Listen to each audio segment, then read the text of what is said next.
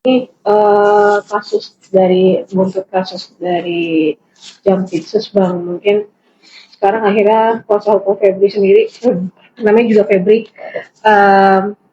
melakukan prapit dan seperti apa nih Bang Abang sebagai orang yang cukup dekat dengan Febri?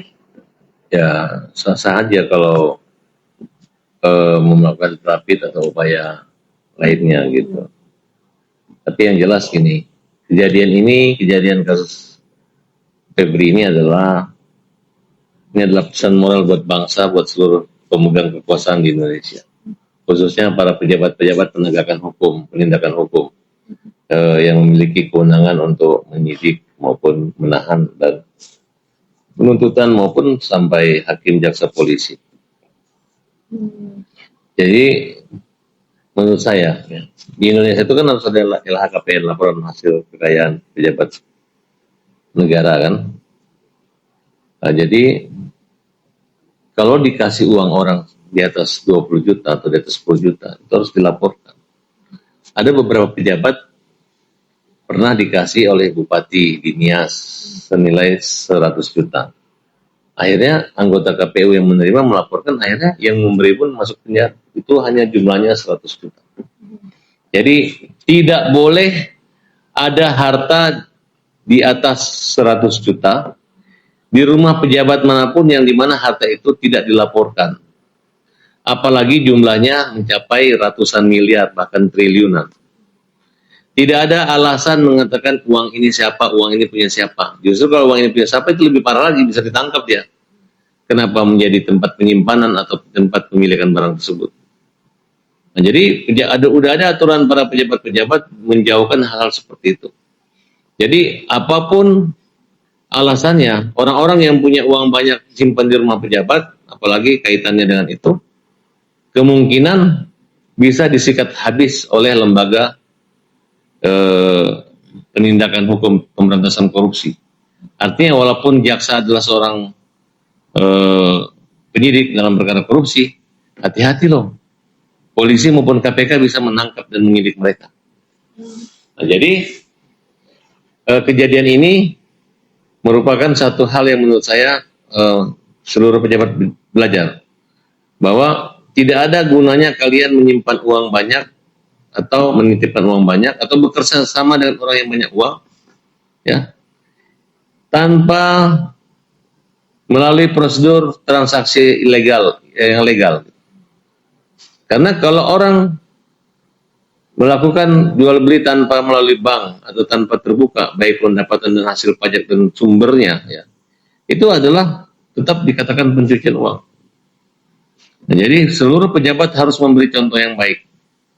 Nah, karena akan bingung gitu. Karena selama ini dia bukan pengusaha, selama ini dia bukan orang kaya atau keturunan orang kaya. Walaupun dia dapat dari warisan dari siapa, dari raja siapa, dari harta karunnya siapa, itu kan tidak ada laporan gitu. Ya mulai sekarang sebaiknya para pejabat yang punya uang banyak, yang dari hasil uang haram atau dari uang halal tapi dilegalkan dan cara dicuci, itu sebaiknya uangnya itu sudah daripada masuk penjara dibagi-bagikan aja, dikembalikan ke negara.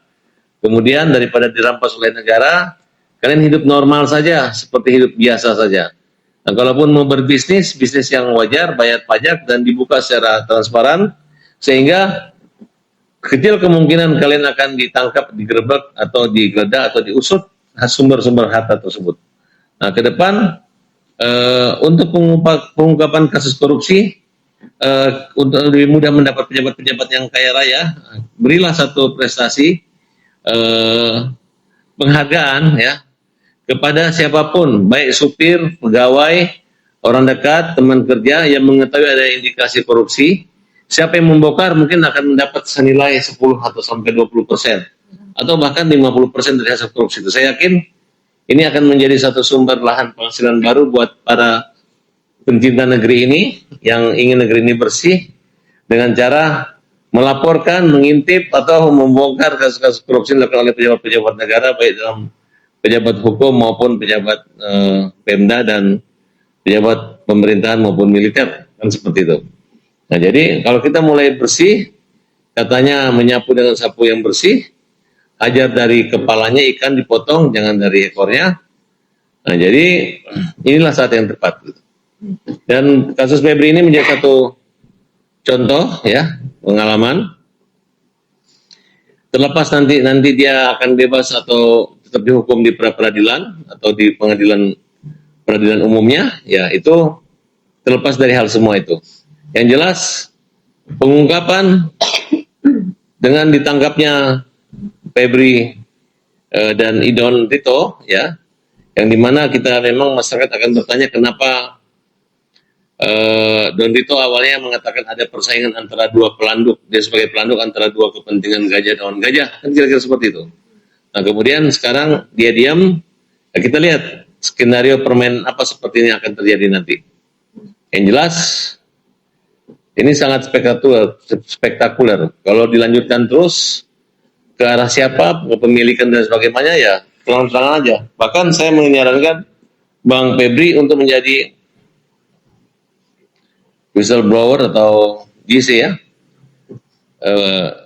justice collaborator, yang mana dia bisa mengungkap gitu. Kalau memang misalnya ada di atasnya ataupun sederajat dengan dia ataupun anak buahnya yang mungkin selama ini melakukan pemerasan, menikmati uang-uang tidak halal dari para koruptor-koruptor, mungkin katanya hukum yang tajam ke bawah tumbul ke atas, ya, dia silahkan buka, mungkin menurut saya akan didapat keringanan. Misalnya dikembalikan sebagian besar hartanya atau seluruh hartanya, kemudian dihukuman dengan ringan atau mungkin juga dibebaskan dengan cara-cara dia bisa mengungkap siapa-siapa saja orang-orang yang pernah dibantunya, yang pernah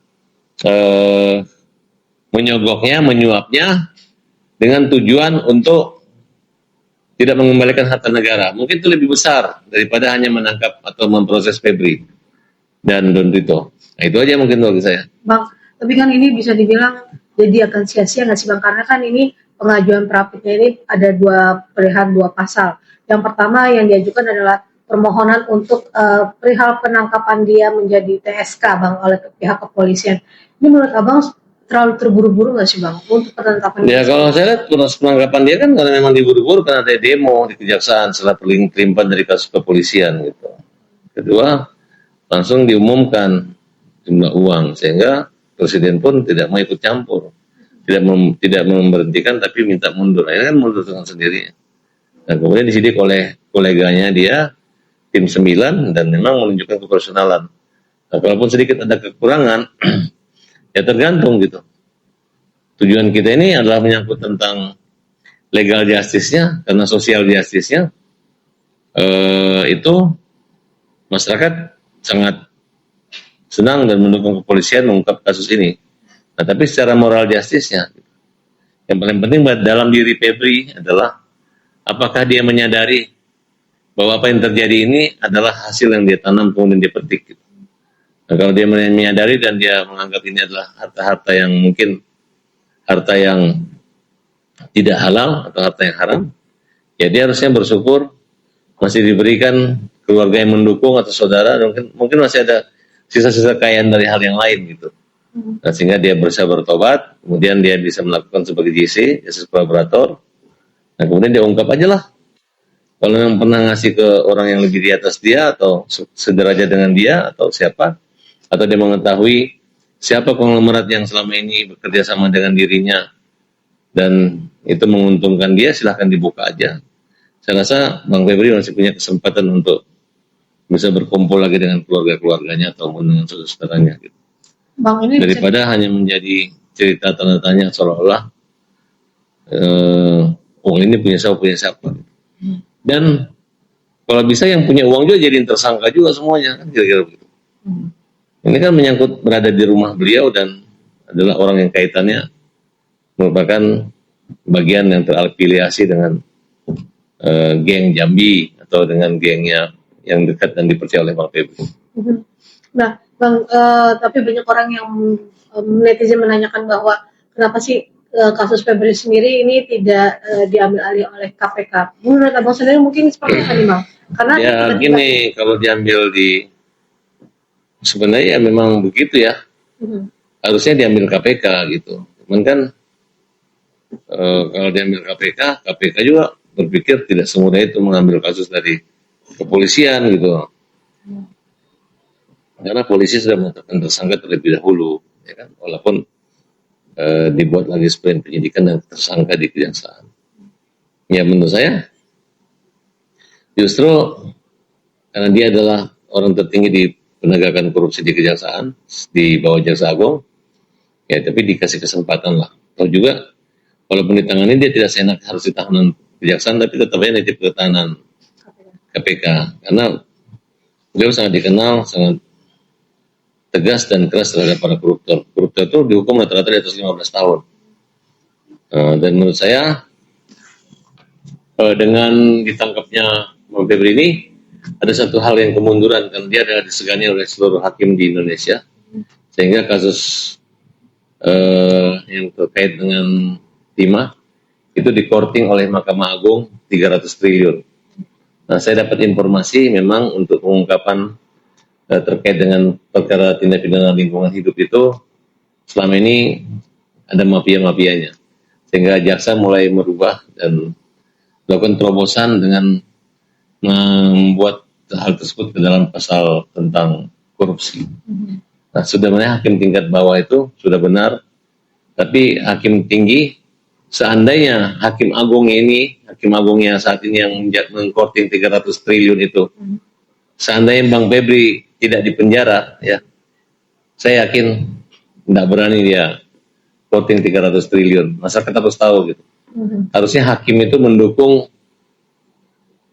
hukuman 300 triliun itu, bukan mengurangi dengan alasan yang terobosan itu kan hakim sebagai pembuat undang-undang juga bisa melakukan satu jurisprudensi. Nah di sini saya melihat jaksa sangat marah sekali nanti bahwa selama ini kejaksaan dalam pengungkapan kasus Ricard hanya menjadikan satu tersangka saja, tidak melibatkan orang-orang atau oknum-oknum yang terlibat di situ. Nah, kita lihat babak selanjutnya. Apakah mereka-mereka yang harus dipanggil dan ada indikasi menerima suap akan menjadi target selanjutnya? Yang jelas, pasca Febri berhenti menjadi jampitsus, putusan kita kehilangan 300 triliun dari kasus timah lingkungan hidup.